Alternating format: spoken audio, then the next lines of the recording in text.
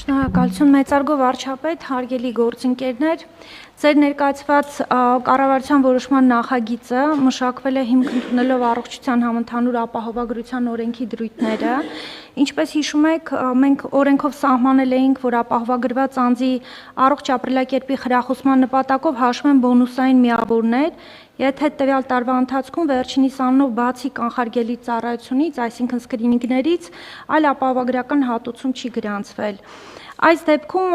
արդեն տարվա ավարտից հետո անձի բոնուսային հաշվին փոխանցվում են նախնական բոնուսային միավորները։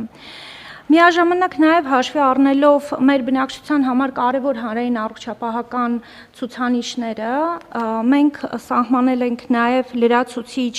ցուցանիշներ, որ օրինակ, երբ ապահովագրված անձը հանդես է գալիս որպես կամավոր անհատույց արյան դոնոր կամ առողջության առաջնային պահպանման բժշկի կողմից գրանցվում են անձի առողջ ապրելակերպին միտված պարբերաբար բարելավող ցուցանիշներ, օրինակ մարմնի զանգվածի ինդեքսի նորմավորում, ծխելուց հրաժարում եւ այլն, ապա այդ դեպքում կիրառվում են նաև բոնուսների նկատմամբ լրացուցիչ գործողություններ, որոնք ավելի մանրամասն մենք սահմանենք արդեն եւ ընթացակարգերը եւ բոնուսների չափերը առողջապահության նախարարի հրամանով։ Պետք է նշեմ, որ սահմանել ենք նաև, որ վերջնական բոնուսային միավորները չեն կարող գերազանցել տարեկան ապահովագրական վճարի 10%-ը եւ այդ հավաքագրված միավորները տարին լրանալուց հետո արդեն կարող են օգտագործվել մի շարք նպատակներով։ Կարող են օգտագործվել ապահովագրավճարը վճարելու համար, կարող են օգտագործվել կամավոր բժշկական ապահովագրական փաթեթ ձեռք բերելու համար, կարող են վճարվել համավճարների վճարման համար եւ մի շարք եւ կարեւոր նաեւ պետք է նշեմ, չմոռանամ, որ օրինակ մարզասրահների, լողավազանների, նաև բաժանորդական վճարների համար։ Ավելացնեմ նաև, որ նախագիծ ուժի մեջ է մտնելու 2029 թվականի հունվարի 1-ից, սակայն նախնական այս հաստատումը մեզ հնարավորություն կտա ոչ միայն էլեկտրոնային գործիքը նախապատրաստել, այլ նաև աշխատանքներ անցկացնել եւ նախապատրաստական այդ աշխատանքները իրականացնել թե կամավոր բժշկական ապահովագրություն դրամադրող կազմակերպությունների եւ իհարկե մարզասրահների, լողավազանների հետ։ Շնորհակալություն։ Տիկին Անուշյան, այսինքն մենք հիմա չենք կարող նկարագրել մարդը ոնց է բոնուս ստանալու։ Իհարկե կարող ենք նկարագրել։ Այսինքն ոնց է բոնուս ստանալու մարդը։ Պարոն վարչապետ, ենթադրենք վերցնենք օրինակ ծխելու Օրինակ ծխելը թողեց մարդը, ոնց է բոնուս ստանալու։ Երբ որ առաջին այցը իրականացվում է իր ընտանեկան բժշկին կամ թերապևտին, այնտեղ դաշտ ունենք էլեկտրոնային, որտեղ պետք է գրանցի բժիշկը թե անձը ծխող է, թե չէ։ Երբ որ թողնում է ծխելը, ոնց ենք իմանում, որ թողել է։ Ուրեմն կան արագ տեստեր, թքի միջոցով հիմնականում շատ արագ կարող են իրականացվել, անձը մոտենում է իր առաջնային պահպանման օղակ, անցնում է այդ տեստը եւ բացասական արդյունքի դեպքում իր մոտ գրանցվում է, որ ինքը թողել է ծխելը։ Սակայն մեկ եւս գործիք օգտագործելու ենք, որ միառժամանակ հետո 3 ամսվա ընթացքում իրեն գալու է SMS, որ խնդրում ենք վաղը կամ մոտակա 3 օրվա ընթացքում եւս մեկ անգամ մոտենալ եւ անցնել տեստ, որպեսզի այնպես հավաստվի, որ հաստատ թողել է ծխելը, որպեսզի այնպես չստացվի, որ թողնի ծխելը բոնուսները ստանա, հետո մյուս օրը նորից սկսի ծխել։ Այդ լավ է, որ 2029 թվից ենք ուժի մեջ մտնում, որովհետև հիմա ինչ որ նկարագրեցիք, ես ենթադրում եմ, որ ծխելը թողնելու զանգվածային տեսարաններ ենք ունենալու, մյուս կողմից ծխախոտի ներմուծման շարունակաբար եւ արտադրության շարունակաբար աճեր։ Ես ուրիշ մեխանիզմ եմ առաջարկել, երբ որ այս թեմաները քննարկում ենք, չնայած հիմա կարող է պարզվի, որ մարդու անձնական տվյալների մեջ պետք է կապել բանի քարտի հետ, բանկային քարտի հետ։ Մարդը ծխախոտ առնում է, թե չի առնում։ Այսինքն հիմա գնացինք, ստուգվեցինք, բանի իմ տեղը հարևանից տարա, ենթադրենք կամ չգիտեմ ում տարա, կամ երեխային տարա, այդ լավ բան չի։ Շատ կոնկրետ օրինակ է պետք դնել, այն ժամանակ, երբ որ ես խնդիր եմ դրել ես համակարգ ստեղծել, ես առաջարկել եմ, որ կապվի անկանխիկ առևտրի հետ։ Այսինքն մարդու քարտուց ինչքան է ալկոհոլ ձեռք բերվել, ինչքան է ծխախոտ ձեռք բերվել։ Եթե նախորդ թող շրջանի վիճակագրության անկում ունենք, ընդ որում սա օբյեկտիվ ցուցանիշ է, որովհետև եթե ասենք օրինակ տատիկի քարտովա ծխախոտ ձեռք բերելու, այդ պետք է ինչ որ ձևով նախատեսենք, որ համենայն դեպս դա ավելի հետագծելի է։ Այդ մեխանիզմները այնքան կոռուպցիոն տեղեր են բացելու, դա լավ բան չի։ Եվ մենք կարող է պարզվի, որ այնքան փող ենք ծախսում այդ լաբորատոր անալիզների վրա, որ պրոբլեմ է։ Դա չի աշխատելու։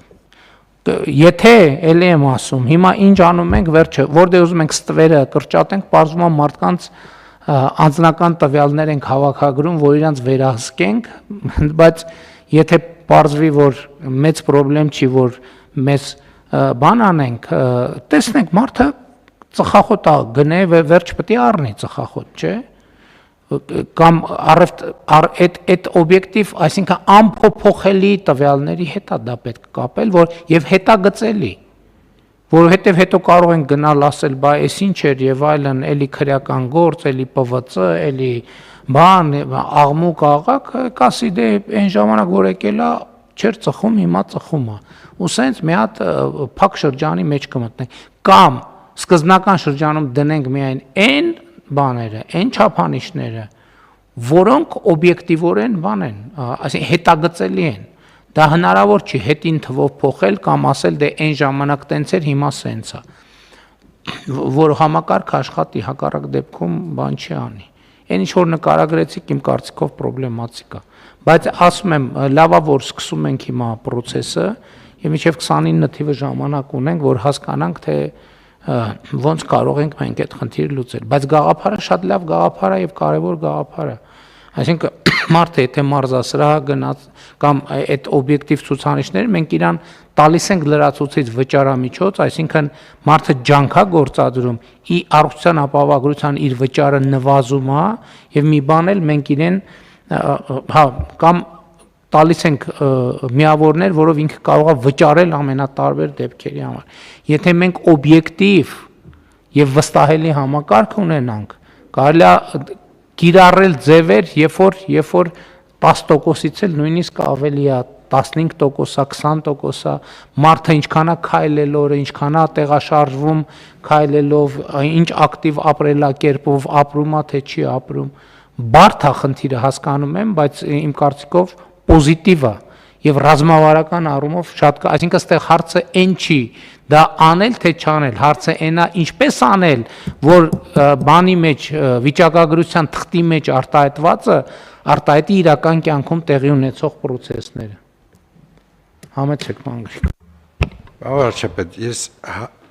ավելի քան վստահ եմ, որ 29 թվին մենք ունենալու ենք հետեւյալ պատկերը, որը պիտի բոնուսներով սնենք։ Մարդիկ միևնույնն է, արդեն սկսում են շատ շուտով արագ տարածվելու է, որ կրելու են մոնիտորինգի սարք, որովհետև դա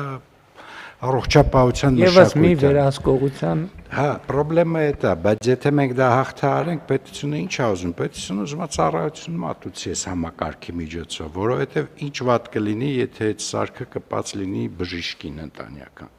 Բայց դա դուք չեք, այսինքն մենք բոլորս պիտի պատկերացնենք, որ ահռելի էֆեկտիվություն է տալիս, որովհետև ինքը այդ պոլիկլինիկաների, այդ այցերի, այդ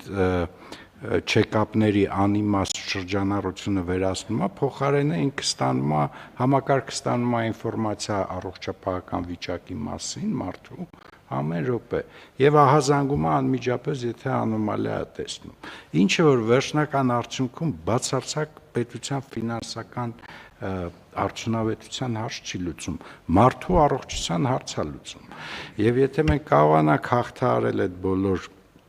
սխալ ընկալումները եւ գանք այդ մշակույթի, ես կարծում եմ իդեալական թվային համակարգ կունենանք եւ իդեալական ահազանգման համակարգ կունենանք, որ մարդը ոչ թե հիվանդանա գնա հիվանդանոց բուժվելու, այլ մարդը չհիվանդանա։ Ընդ որում շատ հետաքրքիր է, էլի, երբ որ մարդը վատանում է